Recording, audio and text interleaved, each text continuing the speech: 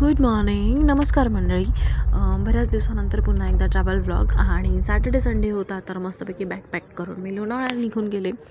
आणि लोणावळ्याला तर खूप सारे प्रचंड असे प्रसिद्ध ठिकाणं आहेत, पण त्यातल्या त्यात एक टायगर पॉईंट जे आहे हे पण मला प्रचंड आवडतं.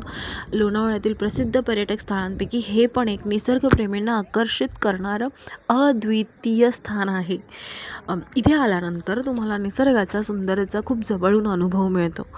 ह्याचं नाव टायगर पॉईंट असं का ठेवण्यात आलं असेल, ह्याचा बराच वेळ विचार केल्यानंतर खूप वेळानंतर मला आठवलं की अरे ह्याचा आकार तर प्राण्याचा पंजासारखा दिसतो, म्हणजे टायगरच्या पंजासारखा दिसतो. त्यामुळे कदाचित ह्याला टायगरच्या पंजाचं रूप दिलं जात असावं आणि टायगर पॉईंट हे नाव मिळालं.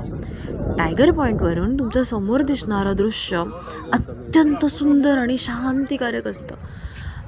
इकडे थोडंसं ऊन पण होतं आणि थोडं फार कंटाळा येत होता, बट जी हवा होती ती प्रचंड येत होती आणि खूप छान वाटत होतं मला तिकडे.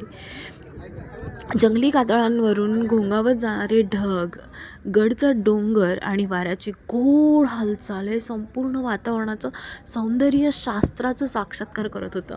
आणि ही मस्तपैकी कणसाची भजी, चटणी आणि जो दिलेला तो सॉस टोमॅटोचा आणि चहा, आहा, मन तर अगदी शांत होऊन गेलेलं.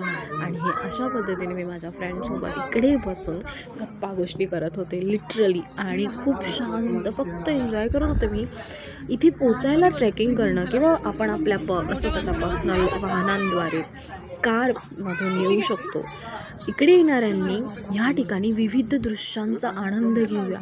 आणि म्हणजे बोलतो ना की विविध दृश्यांचा आनंद आपल्याला घेता येतो. लोणावळ्याचा गड, किल्ले आणि धबधब्यांचं दृश्य देखील या ठिकाणावरून ताजं आणि हरित रंगाचं दिसतं. आय नो आज मी मराठी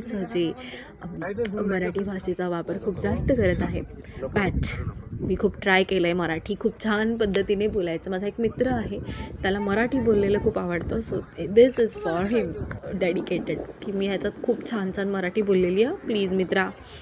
आणि ह्या ठिकाणी तुम्हाला माकडं पण खूप पाहायला मिळतील, राईट. टायगर पॉईंटच्या पायथ्याशी आणि निसर्गाच्या ह्या स्थानावर माकडांचा सक्रिय वावर असतो. आणि प्लीज तुम्ही जर काही पर्सनल गोष्टी